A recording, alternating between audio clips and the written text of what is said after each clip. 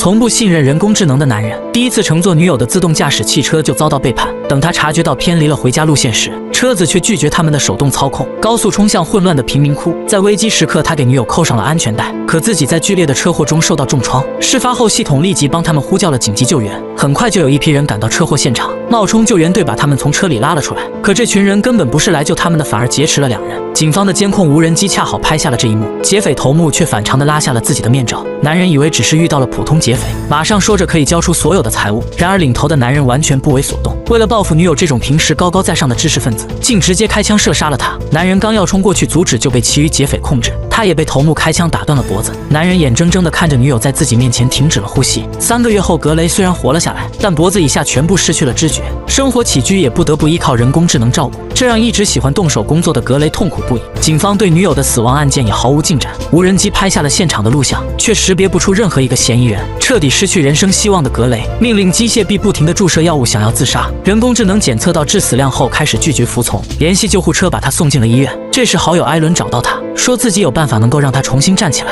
艾伦最新研发的芯片智脑可以让大脑跟神经重新建立连接，但这场手术必须秘密进行，智脑暂时不能暴露在公众面前。可现在的格雷完全不想重获新生，一心求死。艾伦在临走前突然提起无辜死掉的女友，最终让他改变了主意。不久后，格雷在艾伦的私人别墅里接受了植入智脑的手术，刚醒来他的手指就有了知觉，很快双手也恢复了活力。走了几步之后，他就不再需要拐杖。艾伦说这项实验还未被批准，让他签下了保密协议，在外人面前他必须保持残疾状态，这种感觉非常奇妙。格雷不清楚到底是谁在控制四肢，艾伦告诉他信号仍是由他的大脑发出的，智脑只是负责传递命令，让身体做出反应。回到家里的格雷收到了警方寄来的案件资料，他刚看完女友被杀现场的影像后，脑海里却突然冒出一个声音，询问他是否需要帮助，把格雷吓了一跳，急忙询问是谁在说话。声音说自己是他体内的智脑。这突如其来的变故让格雷差点以为是自己疯掉了。得知智脑从手术后一直在监视着他，难以接受的格雷急忙让他停止说话，脑海中的声音立刻就消失了。他忍不住好奇，再次发问，也没有任何反应，直到他发出命令可以说话，智脑才给出了回答。他询问智脑是不是读取了自己的想法，智脑回答道只能识别他说出来的话，然后通过耳膜的震动来跟他交流。格雷这才放心地问他发现了什么线索。智脑敏锐地察觉到这些人不是普通的劫匪，射杀女友的不是手枪，而是体内植入的武器，他们应该是专业的雇佣杀手。其中一人的手上有处特别的纹身，但是画面太过模糊，完全看不清。智脑说他可以重塑图像，让格雷放松身体后，智脑操控手臂精准地画出了纹身图案，然后根据纹身扫描出了杀手的身份，是退役的陆战队成员，名字叫布兰特，并且获取到了他的住址。抓到线索的格雷异常兴奋，立即就要打电话汇报给警方，却被智脑阻止，因为他的存在属于机密。格雷无法解释证据的来源，建议他先去找布兰特搜寻证据。第二天，格雷来到他的房子外，等布兰特离开后，悄悄潜入室内，想要找出他参与女友谋杀案的证据。在智脑的提醒下，格雷发现了通信功能的桌子，查看了里面的信件后毫无线索，只有一个叫老骨头的酒吧反复出现。格雷还想继续搜查时，突然传来开门声，智脑指挥他躲到柜子后面，可布兰特刚进屋子就察觉到桌子被人动过，接着便从镜子里看到了他的身影，反应过来后立刻对他发起了攻击。毫无战斗经验的格雷完全不是退伍军人的对手，很快就被布兰特控制。这时他才认出了格雷的身份，接着就打算杀人灭口。智脑提醒格雷可以向他寻求帮助，在得到格雷的独立运行授权后，智脑接管了身体的控制权，轻松挣脱了布兰特的压制。他的动作极其诡异，完全不像是人类能做到的。布兰特的攻击根本打不中，全被挡了下来。格雷只是轻轻一推，便把他摔进了厨房，刚起身就遭到了一连串的毒打。格雷被这暴力的场面吓傻了，他没想要布兰特的性命，只想拿到证据，找出谋杀女友的凶手。控制不了身体的格雷开始祈求他放弃抵抗，可布兰特却拿起刀冲了过来。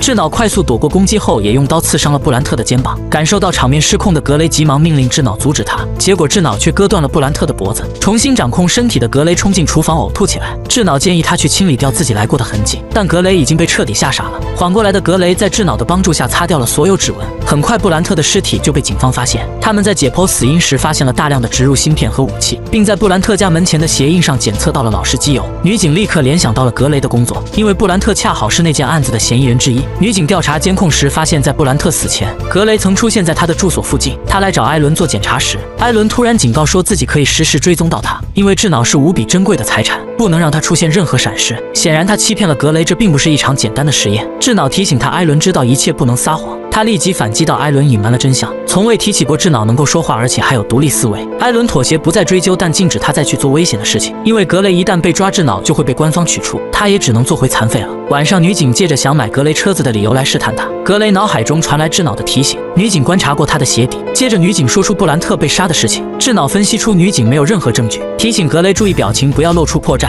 女警好奇地追问为何布兰特死前格雷恰好出现在他家附近，在智脑的提醒下，格雷说自己只是想帮助警方尽快找出杀害女友的凶手。没有任何实质证据的女警也只好作罢。打发走女警后，格雷想要继续调查，智脑建议他去老骨头酒吧打探情报，提醒到艾伦可以随时追踪到他，并且能够远程关闭系统。没有他的帮助，格雷陷入瘫痪那将极其危险，但格雷依旧不想放弃这个机会，孤身来到了老骨头酒吧，点了一杯酒，壮了壮胆后，竟对着所有人喊道：布兰特杀了自己的女友，有谁认识他或者知道任何有关的线索，请站起来向前走一步。结果却引起了众人的哄堂大笑。这时一个老黑壮汉站了出来，承认自己认识布兰特。格雷刚想要报警，就被老黑拿走了电话，嘲笑他这个残废经不住自己的一拳，让他识趣的赶紧滚蛋。格雷却突然说是自己干掉了布兰特。被激起兴趣的老黑带着小弟把格雷推去了厕所。此时艾伦也追踪到了他的位置，智脑及时屏蔽了他的痛觉。产生怀疑的老黑开始试探他是不是真的瘫痪，用小刀不断刺进他的身体，发现格雷直到脖子才有知觉，老黑便直接承认了自己就是杀手之一。得到答案的格雷立即把身体交给了智脑，老黑的3个小弟还没来得及反应，就被智脑全部打晕了过去。强壮的老黑也完全不是对手，被轻松制服。格雷拷问他其他同伙的位置时，迎来的却只有老黑的嘲讽。智脑建议他用刀逼问，但格雷自己下不去手，重新把身体交给了智脑。接着厕所里就传出了凄厉的惨叫。等换回格雷接管身体时，老黑已经面目全非。格雷也终于拿到了线索，原来他才是真正的目标，女友的死只是个意外，并得知杀手头目叫菲斯克。这时智脑发现老黑身上的改造零件正是来自女友的公司，看来事情的真相没那么简单。突然智脑提醒他，艾伦正在远程关闭系统，一旦他停止运作，格雷将会陷入瘫痪，他们必须编写一个木马程序反制。智脑搜寻到了附近黑客的地址，提醒格雷必须立即出发，艾伦在关闭系统的同时一定会派出安保队来找他。时间紧迫，智脑让他抛弃轮椅，尽快赶往黑客的住所，在路上不断让他记下破解程序。此时艾伦也正在执行关闭命令，格雷的腿脚开始不听使唤了，智脑的操控能力正在逐渐减弱，声音也变得越来越模糊。这时菲斯克也找到了老黑的尸体，他手指上伸出一根细针，刺进了老黑的眼球，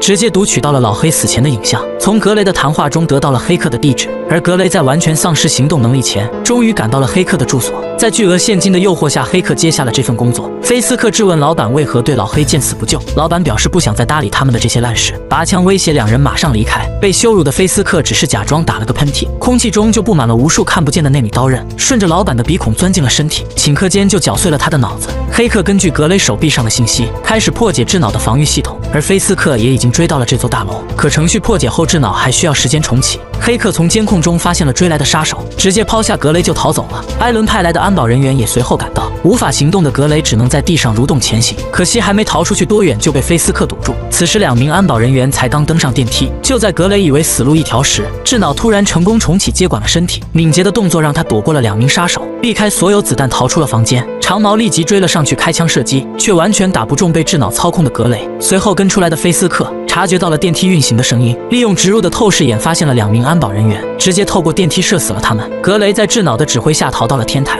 却发现这是一条死路，智脑没经过他的允许竟擅自掌控身体，突然开始反击，打倒长矛，直接折断他的胳膊，利用体内植入的武器打爆了长矛的脑袋。等菲斯克赶到时，天台已经只剩他的尸体。第二天，女警又找上了门来，因为他的轮椅留在了新的犯罪现场。女警询问他昨天晚上的行踪，在智脑的提示下，格雷说自己发现了嫌疑人，跟了上去，结果被察觉，遭到一顿毒打。幸亏有好心人把他送上出租车，才捡回了性命，所以轮椅遗留在了那里。女警很好奇他为什么总出现在危险的地方，格雷表示自己只是想找出凶手。女警悄悄地把一枚窃听器放进了他的口袋里，连续2次巧合已经让女警产生了怀疑，奉劝他如果做了什么，一定要现在讲出来，不然自己也无法帮他。格雷不再信任警方，直接将女警赶了出去。这时他也感觉到事态有些失控，不想再继续杀人了。可智脑却认为不找出最后的杀手，那么他就一定会被反杀。恢复理智的格雷担心会去坐牢，想要结束行动，遭到智脑的反对。恼怒的格雷让他滚出自己的脑子，突然他的身体就陷入了瘫痪。智脑竟直接罢工了。原来他被智脑摆了一道，黑客破解的不只是远程监控，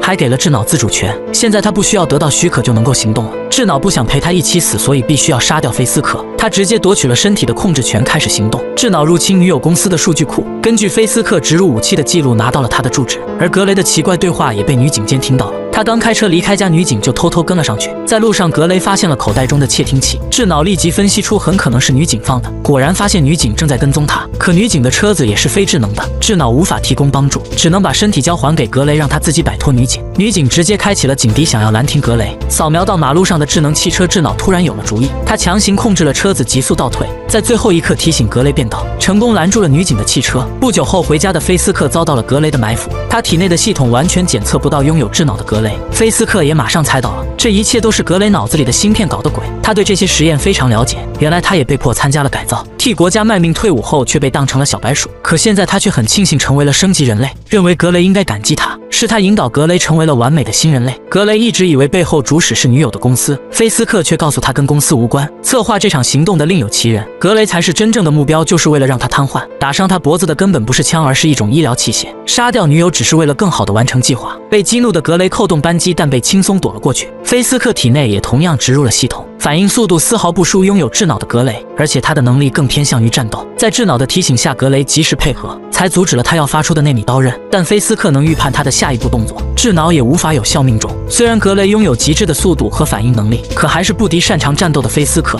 最终败下阵来被他控制。眼看就要命悬一线，智脑却也毫无办法。这时格雷突然想到死掉的布兰特跟菲斯克是同性，开始嘲笑他的哥哥十分懦弱，死前哭得跟个婴儿似的，一点也不像个战士。果然成功激怒了菲斯克，让他放弃了用枪，选择拳脚泄愤。结果被格雷抓到机会甩飞了出去，遭到重创的菲斯克被格雷轻松解决。可现在又出现了新的疑问，如果目标是格雷的话，幕后主使不是公司说明另有其人？智脑让他检索了菲斯克的通话记录，竟然发现帮助自己手术的艾伦才是真正的凶手。格雷选择了继续复仇，来到了艾伦的住所，2名安保人员被他瞬间秒杀。他质问昔日的好友，为了做这个破测试，竟不惜杀掉了女友，还把他弄瘫痪。艾伦却以性命发誓这是跟自己无关，可菲斯克手机里的对话根本无法解释。突然女警员出现在身后，命令格雷放下武器。格雷表示现在自己控制不了身体。听到女警发出最后通牒，他只好劝说智脑扔掉了手枪。女警刚想要上前控制住他时，却被突然弹起的格雷撞飞了出去。智脑掌控着身体就要杀死女警，但格雷并不想杀害无辜的女警，开始反抗智脑争夺身体的控制权，